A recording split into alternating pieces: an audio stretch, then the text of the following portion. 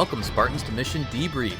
We're playing every mission of the mainline Halo video game series in chronological order, discussing our experiences and sprinkling in a little lore along the way. If you'd like to play along and have your thoughts spread on the show, email us at podcastevolved@gmail.com or drop us a tweet at podcastevolved on Twitter. We'll be playing the Arbiter mission on the next episode. This episode, we're debriefing Metropolis from Halo 2. I'm your host, Colin Perkins, alongside David Arnold. Hello, everybody. And Krysta Brown. Oh, Johnson, you shouldn't have. You nailed that. That was good. Thank you. Acting.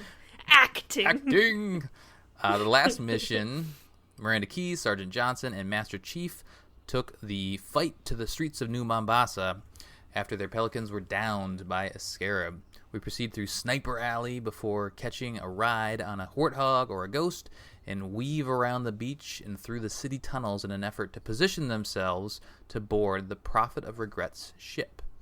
This mission, after a motivational speech by Johnson, Chief and a pair of Marines hop a Scorpion to cross the New Mombasa Bridge. Many explosions later, John 117 manages to board the Scarab that's been terrorizing the city and take it down. Regrouping on the In Amber clad, Keyes, Johnson, and Chief chase after Regret as the ship initiates a slip space jump above the city. They barely make it through the rupture, but New Mombasa is leveled in its wake. The date of the game is October 20th, 2552. How about that motivational speech by Johnson? Come on. Yeah. That's great. I love it. Oh, I know what the ladies like. I feel like that's an kind awesome of random. I mean, I guess Cortana says something. What does she say? Like, you shouldn't have? Oh, you shouldn't have. Yeah. He never gets me anything. Oh, yeah, he never gets me anything. That's yeah, what it is. Thanks for the tank. He never gets me anything. Yep. Never gets me anything, right? Probably one of the most iconic lines in Halo, I'd say at this point. I love it. And I love how they continue the tradition from the first game that Johnson's speech is determined on the difficulty of game you play. You get different ones. And Oh, do you? That's right. Yeah. If you play normal, heroic, legendary, you get a different one. I don't know if there's one for easy, but or is it just the same? You'll be fine. It's gonna be easy. Yeah.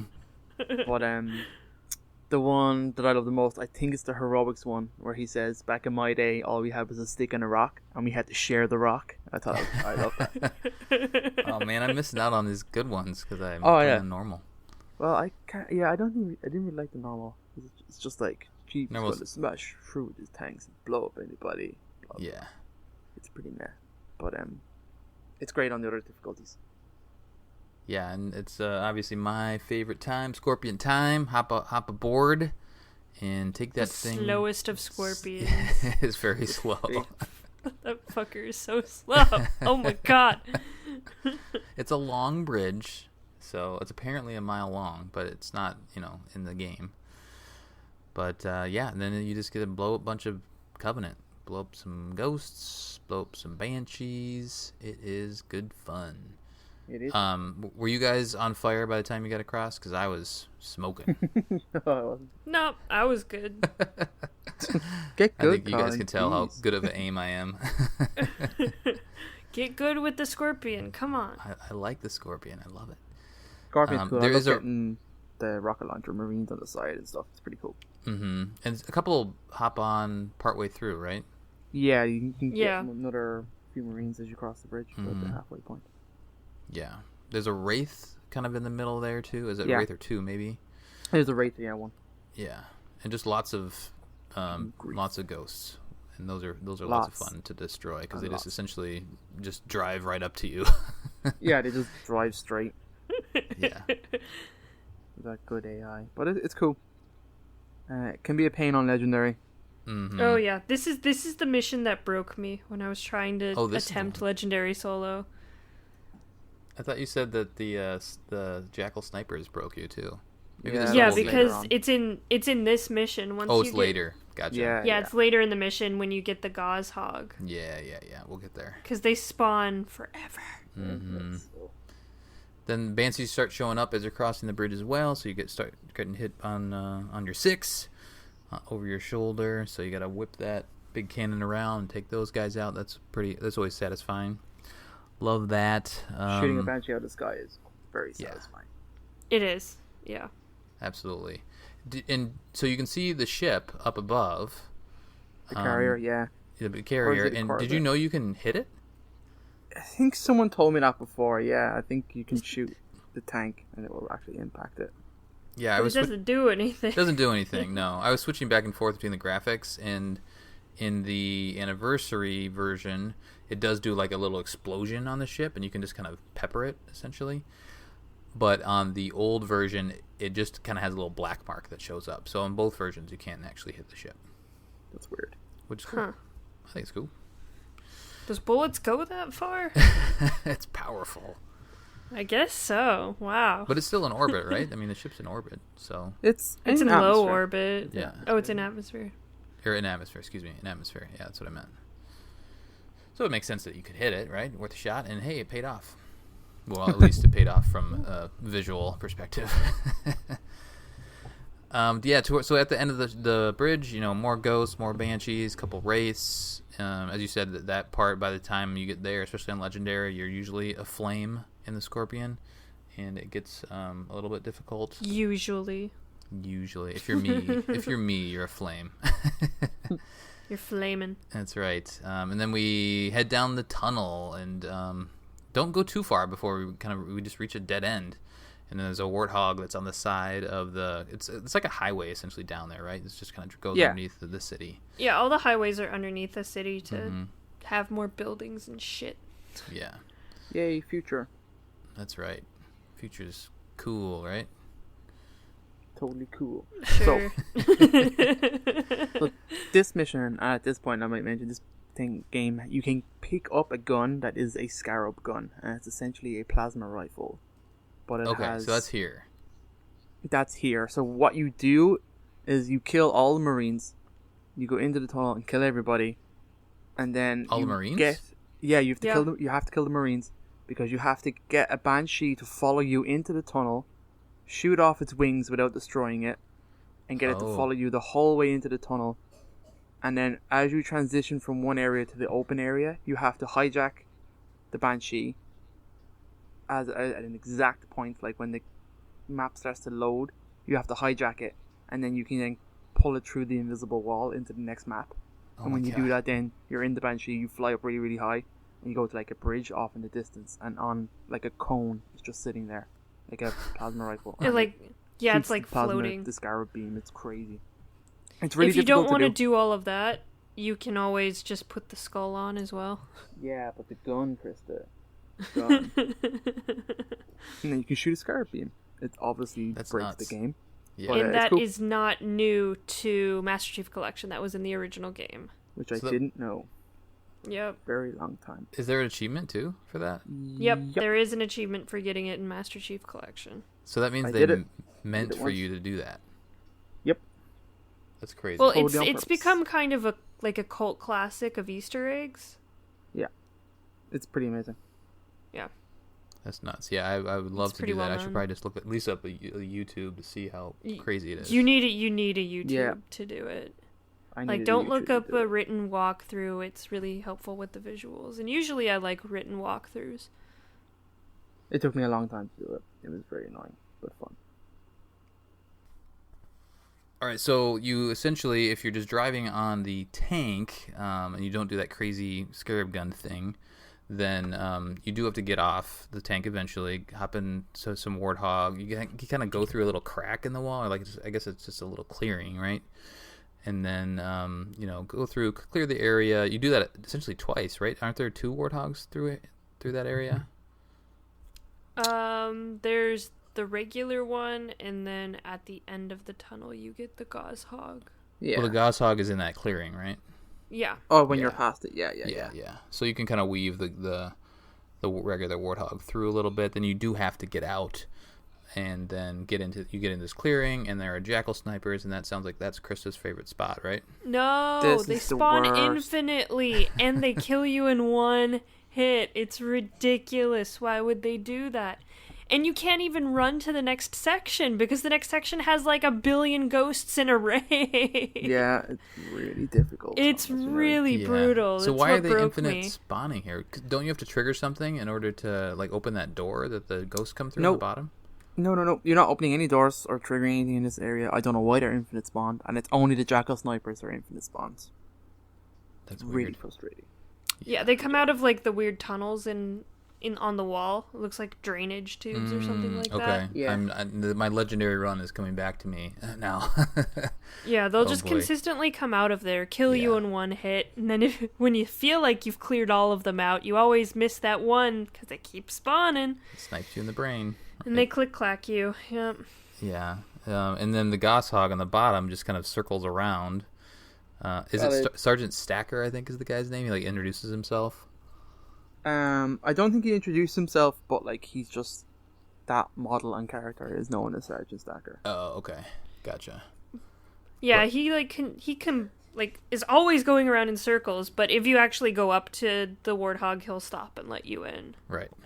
Yeah, it's Gosshog, which is pretty cool on the lower difficulties. Right. Yeah, it's not very. It loses its use once you get up in heroic and legendary. I'm playing on normal right now, so I just got in the back of the Gosshog, and the driving AI was really, really good. It was? Yeah. I got through the entire mission. Oh wow. Or the entire section that you can use the Warthog in the mission. My guy just kept circling for me. Yeah. No, he went. What he wants you to do is he wants you to kill all the enemies. Okay. So once you kill all the enemies, he'll keep circling an area until all the enemies are dead, and then he moves on to the next area. But what if they're infinite spawns then? Like, when does he trigger that? That infinite spawn stops when you get down. Oh, it does. Yeah. Okay. Yeah, once you drop down. I see. So yeah, you clear out all the enemies, he goes to the next one, you get the Wraith first, because it's the thing that's probably going to kill you. Mm-hmm. And then the ghosts, and then once they're all dead, he moves on to the next area. It was pretty good. He didn't get stuck or anything. He did an actually good job. I was impressed. Nice. I think I did the reverse. I think I drove and he was on like us for a while, and maybe I grabbed it from him a little bit. The Gosshog is I didn't realize how how quickly it fires. Oh my god! You can just cool. I have the hair triggers on, so I was just like, blasting. Yeah. It's pretty powerful. Machine gun Gosshog. Mm-hmm. Actually, we saw the Gosshog in Halo Reach, but in the Master Chief trilogy, this is the first time we've seen it. Yeah. Yep, that's true. Did you guys catch the? He had a quote. The driver Stacker had a quote. He said, right when you get in, he goes, "Hey, lobster monkey, you're in hot water now." Didn't hear that. That's cool. No. I thought that was good. So then, so Krysta kind of took us through the next little area, and then there's like a waterfall thing going on that you drive through, and then you get into the big, it's like a highway area again, and that's where there's some race on the end. And this it was cool. I like that transition, but then that area felt empty to me. Yeah, same with me. It is. Like they have the couple ghosts, and like there's a phantom that kind of drives around a little bit towards the end, but other than that, it's just there's nothing there. Right. There's nothing to do, and it just kind of is like, get to the next building because this is actually a set. Yeah, it felt like maybe they were trying to build some scale and make you feel like you're in this big city, but it was a missed opportunity in my mind, because they could have made it a lot harder to get down to the end with the race. Just adding, some fodder to some more Covenant, maybe some dropship, something. But I guess you do meet up with another Warthog and some other Marines at that point too. So I don't know. It's good once you're getting into the race fights, but it is a little bare in that part. It's actually used really well in like a kind of cut scene, like in-game cut scene kind of thing later. Right. Once you get up top the building. Mm-hmm. And that's when it makes sense. It's like, okay, that's why it was like that, because it's actually just a set. Basically, it's just a set piece. Mm. Yep. It's cool though. It's cool to watch when you get into that building where the terminal is, and then make your way up to the top to watch the Scarab come chasing down the street. It's pretty cool. Oh, it's so good. Yeah, definitely. It's cool to see kind of that overlook too. So when you see the scarab, and the scarab just like walks over you, which is cool. Also, it can crush you and murder you, just so you know. Yeah, it can murder you. Oh, it can step on top of you. Yeah, if it steps well, on you, that's realistic. It knocks things down as well as it goes, and sometimes those things can kill you. So, I actually died today when I played, when like a piece of scaffolding or something like this like landed on me, and killed me. Oh really? Oh jeez. Yeah. Oops. It's like jerks, but it's cool. And then you move on to like it's just a cool climax to this mission, and the end sequence now is so much fun. I love it. Yeah, it is pretty cool. So that terminal we'll talk about in a little bit, but yeah, the end sequence, you're kind of, is it like almost like a catwalk or something like that up high, and you start to see the scarab climb. I think it's like a sky bridge in between buildings is what it looks like. Like over a highway. And do you ever pick up so there's a sniper and a BR there? Do you guys ever everything pick those up? Yeah. Oh, totally. There's everything up there. There's everything. There's sniper rifles, BRs, loads of grenades, loads of rocket launchers. There's loads of shotgun ammo as well at the very end, with like 2 mounted turrets. So like, I very rarely let the scarab get to the end, but I always drop down and try and attack it head on, either the first or the second bridge. Yeah. I just love shooting grenades over, shoot rockets at them. It's kind of difficult because it has an unusual gait as it kind of moves from side to side. So like the rockets are obviously slow, so you have to time your shots and all that kind of stuff. So it's pretty cool. I love the scarab takedown. And you can take it down from so many different angles too. Yeah. I mean, like I go straight into it. I just drop right That's down what I did into too. the scarab. Yeah. And kill the pilots, and there's like an ultra in there with a sword who minced me out of it several times today. There's a bunch of guys that pile out of there though. There's loads of spawns. Yeah. Loads of spawns. But if you get in there quick, you can stop some of them from spawning in. Oh, I guess that makes sense. Yeah, and you can just go straight. Yeah. I guess in my mind I was like, oh well, they're gonna stop coming out eventually, but no, I guess they're spawning down there. Yeah. That makes sense. But yeah, then you get the cool cutscene. I mean, this whole cutscene, there's a lot that goes on here. You take down the scarab, and you're a badass because you're Master Chief. And it just blows up for no reason. Right. I thought that was fun. Yeah, I mean, in later games, there's actually like a thing you get to destroy, but in this one, it's just like, oh no, all of the personnel are dead. I guess I'm gonna explode. Yeah. Yeah, that's good. And then now you're gonna get back to the Amber Clad. It's a great cutscene. I love it. Oh, this one's one of the best. And it's just so cool how they tie in. We won't go that too far, but how ODST starts here and like this big event, kind of what it impacts and stuff like that. It's just so cool. Yeah. And the carrier just goes into space in atmosphere and it just wrecks shop. Yeah. Which is a huge no-no. Yeah, huge no-no. And are we gonna learn? Forgive me, it's been a while since I played Halo 2. Do we learn why he does slip space eventually? We do. Why he does slip space in atmosphere? I think we learned that in ODST. He's fleeing. Yeah. He is fleeing. I think Regret is fleeing. He obviously goes to a Halo. He's just like, I'm getting out of here. We'll talk about that when we get there. So long. Wherever he goes to, but I think there's a specific reason, but we'll get there. So he does the slip space jump, and we catch up with him in Amber Clad and make it through that little hole there. So if you want to do something cool, watch that cutscene or play that mission. Watch that cutscene and then immediately fire up Halo 3 ODST, and it is awesome. It's a cool experience. It is great. There's a direct link from the beginning of Halo ODST to this great cutscene. Have we talked about how slip space works just yet? I think we did at one point, didn't we? Maybe. I don't know. It's like wormhole stuff. Mm-hmm. Yeah. I think how it's been explained a couple times is like, think of two ends of a piece of paper and how far apart they are, and then crumble that piece of paper together and they're so close.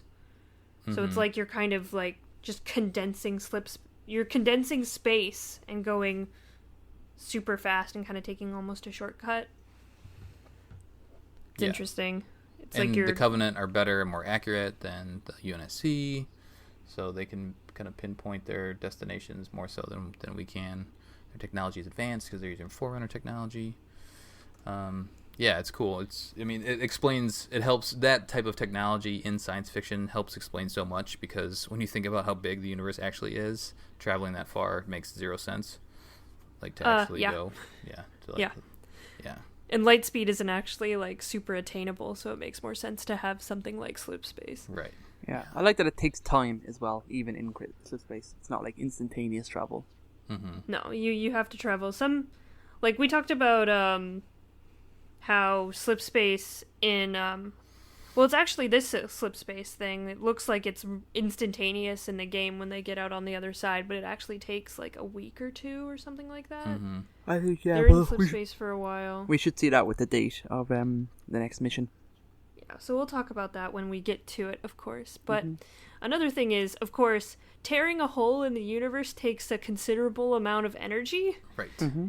And that is what that's one of the reasons why you never go into slip space actually on a planet, because it just decimates everything, because when energy is created, energy must be released. So once you go through the slip space hole, all of the energy that was used to create it gets released in a massive, huge explosion if it's in atmosphere. Mm-hmm. Yeah. That's cool. Yeah, I didn't get that the first time I played it. I just like, well, did they let off a bomb? Like, why did they explode? But yeah, when you think about kind of, if you know that sort of stuff, if you're a smart sciencey person, it's like, oh yeah, okay, that's the type of thing that's going to happen. But they don't specifically explain that. But whatever. They don't explain slip space at all, though, in the actual games. You kind of have to delve into other things. They just kind of assume that you know what like a wormhole is. Or for the most part, you don't really need to know in the games. You just kind of, because you don't go through this place that often. It's nice that even though they don't like explain it in the games, they still make it accurate. Yeah, I like that too. Like slip space is like the way they do slip space in Halo is scientifically plausible. Of course, we don't know how to do it at all. So but it's still something that could possibly happen. Yeah. Someday. That's right. We'll go see all the Halo rings. We'll do the Halo tour of the universe. So much fun. We'll get there in our lifetime. We're gonna do it. Yeah, probably not. Might as well put your brain into an AI. Live forever. Then we don't have to worry about the flood. It's great. That's a good point. Win-win. Loads of advantages. All right, so before this was a quick one. Apparently, it was like, wow, we just breezed through this mission. Yeah, it's pretty good. It's a fun mission. We do want to talk about Terminal, and I did do a community post. David, if you want to try to find that on Facebook. That's a good idea. Do we have any kind of favorites from this mission? Any overall thoughts? Mission. I obviously like the tank, and that's a lot of fun. And it's just a good vehicle mission. Are you guys playing co-op anymore? Or are you guys playing solo right now? We're playing solo right now, but when we get time, we'll probably play the game co-op. Maybe stream it or something. Yay! Because this would have been a fun co-op mission, right? It's a mission. super fun. I love all the missions like this, where all the vehicles are just so much fun. And when you're co-op Scorpion, does one person do the turret? No, someone grabs a ghost or something. Yeah. There is actually a warthog that spawns at the start. Oh, okay. So, like, right behind the tank, there is a warthog sitting there that you can take. Oh yeah, I guess I didn't think about that. And it is actually fun. You can take that warthog to the end of the mission, so you can get it in and through the tunnels and all that kind of stuff. It's pretty fun. I did it once. Oh, that's cool. You have to beat the crap out of it, but you can take it. Is there an achievement for that too? No. No. I think the biggest achievement on this particular mission is just the Scarab Gun one. Yeah, it's one of the most difficult ones to get in the game, but it has its fun uses. Yeah, that sounds nice. Also, another fun thing about co-op in this is when you're dealing with the Scarab, one person can kind of go down and flush everyone out, and the other person can be up on the landings, like sniping everyone as they come out. It's really fun. It does make the fight kind of fun as well. Yeah, other elements to it, like you can, like Krysta says, like double team the Scarab is pretty cool. There's a bunch of interesting cameos in this mission. So Halo 2 is like where Microsoft put a crap ton of money into people. So they got a load of like famous voice actors and stuff like that. So David Cross is in this. You would know him from like Arrested Development. Yeah. As Tobias. What? Yeah, he's in this. He voices several Marines throughout the games. It's pretty cool. All the whiny ones are him. It's pretty funny. So like there's a female Marine who is Michelle Rodriguez at the very start of the cutscene. Yeah, so right. She's very identifiable, even though her character model looks nothing at all like her. Right. It's not even. I'm not sure. Is she like? No, she's just a white chick. Mexican? Yeah, just like a white chick. But anyway, she's pretty identifiable as a tough lady, and you know her from all sorts of things. Fast and Furious, Lost, all that kind of stuff. And there's also a female Marine, which I noticed like the very first time I played this game. They did like a Halo 2 doc where they showed you all the voice actors and did like a kind of. They showed you the actor voicing some of their lines, and one of them isn't what I noticed is Laura Prepon, who is Donna from the 70s show. So I don't know if you guys ever watched that, but I watched that show a lot when I was a kid. Yeah, is she? Okay, cool. She's the Marine who gives you the shotgun in the tunnel. So I was like, oh. Oh, really? Yeah. She was very nice. I liked her. Nice lady. I like it when people give me shotguns. Yeah, so these are like loads of famous voice actors and stuff in this game.